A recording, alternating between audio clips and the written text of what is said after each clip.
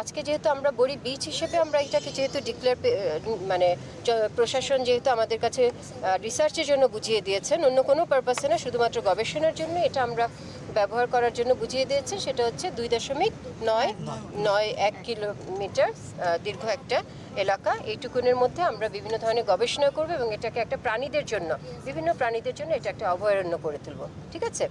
এবং সেই সাথে ভবিষ্যতে যেটা আমরা করব, শুধু প্রাণী না, আমাদের এখানে কিন্তু যেমন সিভিড নিয়ে আমাদের কিন্তু মেরিকালচার করতে হয়, কালচার করতে হয়, ঠিক আছে?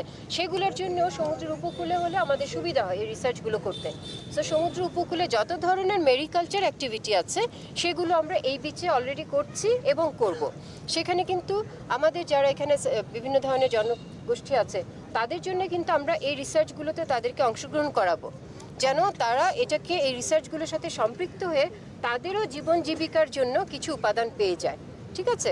এটা একটা মিউচুয়াল, আমরা বলি হচ্ছে ইন্টারঅ্যাকশনটা এমন হবে যে আমরা নিজেরা কিছু বিচটাকে আমরা একটা অভয়ারণ্য করব এবং আমাদের গবেষণার একটা স্থান তৈরি করব। সেই সাথে আমাদের যারা কমিউনিটি আছে এখানে তাদের জন্য কিছু আমরা লাইভলিহুডের ব্যবস্থাও করব, মানে জীবন জীবিকার জন্য কিছু ছোট ছোট প্রজেক্ট নিব, যেগুলো হচ্ছে সমুদ্র উপকূলবর্তী এলাকার জন্য প্রযোজ্য, সেরকম কিছু প্রকল্প নিব। এবং এই সমুদ্রটা, আপনারা জানেন যে সমুদ্র ইরোশন একটা বিষয়, তাই না? সমুদ্রের পাড় ভেঙে যাওয়া, ভাঙন, হ্যাঁ, এই জিনিসগুলোকেও আমরা এখানে কিন্তু গবেষণা করে দেখাবো যে কিভাবে আসলে ভাঙন রোধ করা যায়।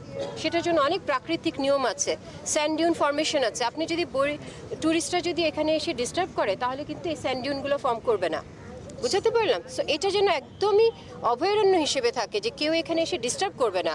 এই 2.91 কিলোমিটারকে কেউ মানে অযথা এসে ডিস্টার্ব করবে না। এইভাবে আমরা এই বিচটাকে ঠিকঠাক রাখবো। এবং পলিউশন, এই বিচটা হবে হচ্ছে সম্পূর্ণ পলিউশন মুক্ত, সম্পূর্ণ আবর্জনা মুক্ত। এবং একটা সময় আমরা যদি সাকসেসফুল হই, এই বীজটা আপনাদের সবার সহযোগিতায় যদি আমরা সাকসেসফুল হতে পারি এই বীজটা নিয়ে গবেষণাগুলো করার জন্য, তখন আমরা কিন্তু এটাকে পাবলিকের জন্য কিভাবে উন্মুক্ত করা যায়, হয়তোবা দেখবেন যে তখন আমরা এখানে একটা প্ল্যাটফর্ম করে দিব, ঠিক আছে?